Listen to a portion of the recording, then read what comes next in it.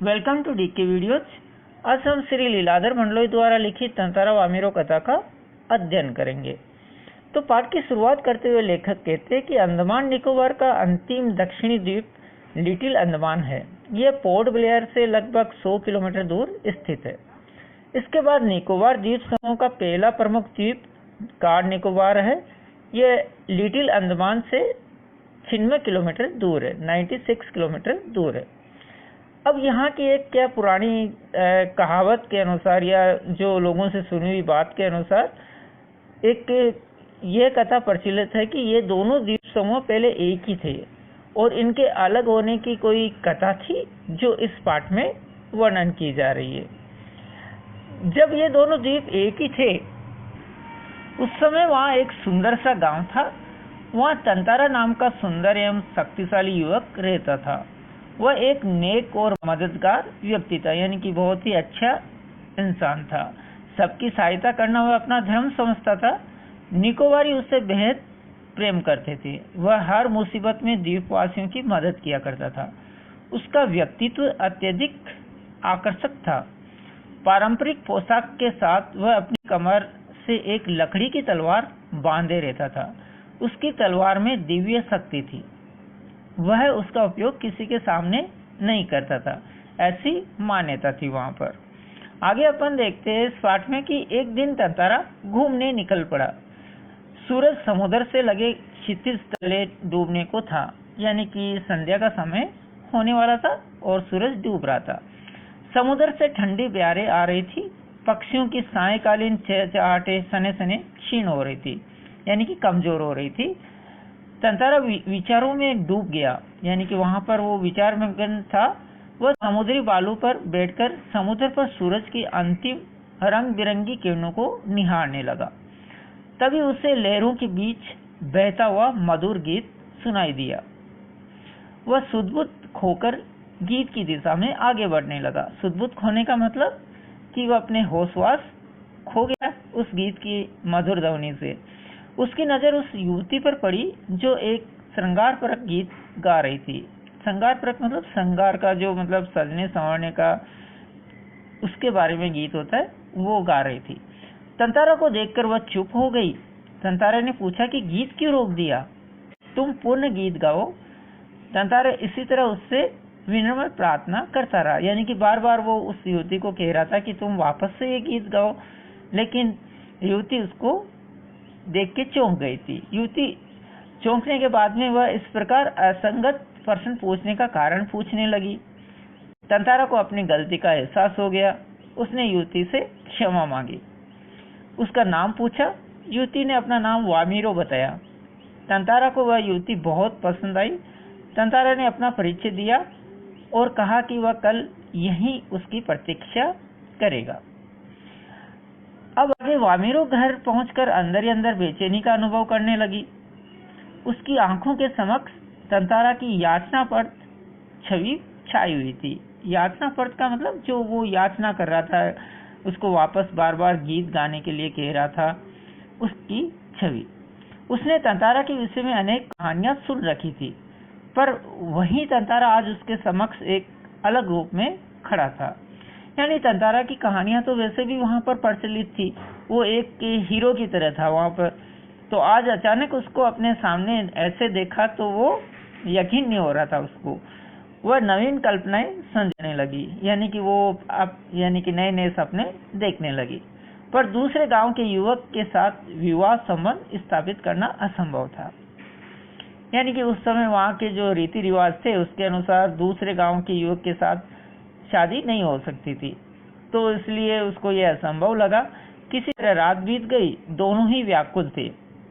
वे नव मिलन की प्रतीक्षा कर रहे थे, यानी कि वापस से मिलने की प्रतीक्षा कर रहे थे। तंतारा अगले दिन संध्या से काफी समय पहले समुद्र किनारे पहुंच गया और वामिरो की प्रतीक्षा करने लगा। नियत समय पर वामिरो वहां पर आई, यानी कि जो समय दिया था उसी समय पर वामिरो आ गई। दोनों ने मुख्य भाषा में वार्तालाप किया। मुख्य भाषा में वार्तालाप करने का मतलब कि बिना बोले एक दूसरे को देख के ही वो ऐसे लग रहा था जैसे बात कर रहे हो, एक दूसरे का हाल जान रहे हो। अब यह मिलन रोज का क्रम बन गया। अब वो दोनों रोज मिलने लगे। दोनों के विषय में अफवाह फैलने लगी। कुछ समय बाद पास के गांव में पशु पर्व का आयोजन किया गया, यानी कि जो जानवरों का मेला होता है उसका आयोजन किया गया। पशु पर्व में हष्ट पुष्ट पशुओं के प्रदर्शन के अतिरिक्त पशुओं से युवकों की शक्ति परीक्षा प्रतियोगिता भी होती है। यानी क्या होता था, पहले जानवरों के साथ में यानी कि इंसानों को भी लड़ाया जाता था, तो ऐसी प्रतियोगिता भी होती थी। बाद में नृत्य, संगीत और भोजन का आयोजन होता है। तंतारा व्याकुल होकर वामिरों को ढूंढने लगी। नारियल के झुंड के एक पेड़ के पीछे उसे वामिरो दिखाई दे गई। तंतारा को देखकर वह फूट फूट कर रोने लगी। तंतारा विफल हो गया। वामिरो के रुदन स्वर को सुनकर उसकी माँ वहां पहुंची और दोनों को देखकर आग बबूला हो उठी, क्योंकि उस समय दूसरे गांव के युवक के साथ में ऐसे वार्तालाप नहीं कर सकते थे, तो इसलिए वो गुस्से में हो गई। उसने तंतारा को तरह तरह के वचन कहकर अपमानित किया। गांव के लोग भी तंतारा के विरोध में आवाजें उठाने लगे। तंतारा भी गुस्से से भर गया। अनायास उसका हाथ तलवार की मूठ पर जा टेका। क्रोध में उसने तलवार निकालकर उसे धरती में घोंप दिया और ताकत से उसे खींचने लगा। वह तलवार को अपनी ओर खींचते हुए दूर चला गया, यानी कि एक ये लाइन सी उसने बना दी। अचानक जहां तक लकीर खींच गई थी वहां एक दरार होने लगी, मानो धरती दो टुकड़ों में बंट गई हो। वामिरो रोती चीखती दौड़ती जा रही थी। द्वीप के दो टुकड़े हो चुके थे, एक तरफ तंतारा था और दूसरी तरफ वामिरो। यानी कि इस तरह से उसने गुस्से से उस तलवार से इतना जोर से मतलब धरती पर निशान बनाया कि उसके धरती के ही दो टुकड़े हो गए। तंतारा को जैसे ही होश आया उसने देखा उसकी तरफ का द्वीप समुद्र में धंसने लगा है। उसने छलांग लगाकर जैसे ही द्वीप का दूसरा सिरा थामना चाहा, वैसे ही उसकी पकड़ ढीली पड़ गई। वह समुद्र की सतह की तरह फिसलने लगी, यानी कि उधर की ओर फिसलने लगी। उसके मुख से चीख निकली, वामिरो वामिरो वामिरो। उधर वामिरो थी जो तंतारा तंतारा पुकार रही थी। तंतारा लहूलुहान हो चुका था, वह अचेत हो गया।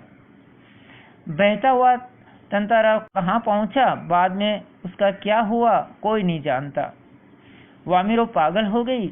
वहां हर समय वो तंतारा को खोजती हुई उसी जगह पहुंच जाती जहां वो घंटों बैठी रहती थी। उसने खाना पीना छोड़ दिया। लोगों ने उसे ढूंढने की बहुत कोशिश की, किंतु कोई सुराग नहीं मिला। तो आज दोनों में से कोई नहीं है, किंतु यह प्रेम कथा घर घर में सुनाई जाती है। तंतारा की तलवार से कार निकोबार के जो दो टुकड़े हुए उसमें दूसरा लिटिल अंडमान है। इस प्रदेश के लोग इस घटना के बाद दूसरे गांव में भी आपसी वैवाहिक संबंध करने लगे, यानी कि इस घटना के बाद में जो पहले दूसरे गांव से शादी का संबंध नहीं होता था वो भी अब होने लगा। तंतारा वामिरो की त्यागमयी मृत्यु शायद इसी सुखद परिवर्तन के लिए थी, यानी कि इस तरह से उनका तो जो था संबंध वो नहीं हो सका, लेकिन उसके बाद में लोगों का जीवन सुधर गया और एक गांव से दूसरे गांव के लोगों का संबंध होने लगा। तो इस तरह से इस कथा में अंडमान निकोबार के बारे में बताया गया कि वो अलग कैसे हुए और कौन सी कथा वहां प्रचलित थी। अगर आपको ये वीडियो अच्छा लगा हो तो प्लीज सब्सक्राइब कीजिए, लाइक